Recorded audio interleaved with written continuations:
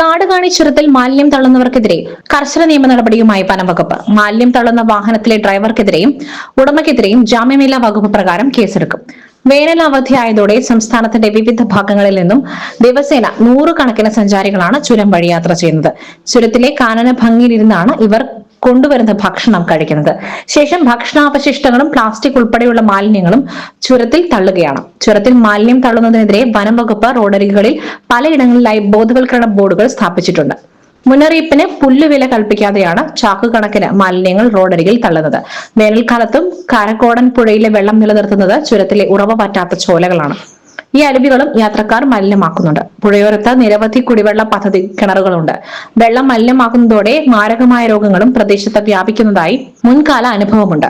ചുരം വഴിയുള്ള വാഹനങ്ങൾ ആനമറയിലെ ചെക്ക് പോസ്റ്റിൽ തടഞ്ഞു നിർത്തി ഡ്രൈവർക്കും യാത്രക്കാർക്കും വനംവകുപ്പ് മാലിന്യം തള്ളുന്നതിനെതിരെ ബോധവൽക്കരണം നൽകുന്നുണ്ട്. എന്നിട്ടും മാലിന്യം തള്ളുന്നത് തുടരുകയാണ്.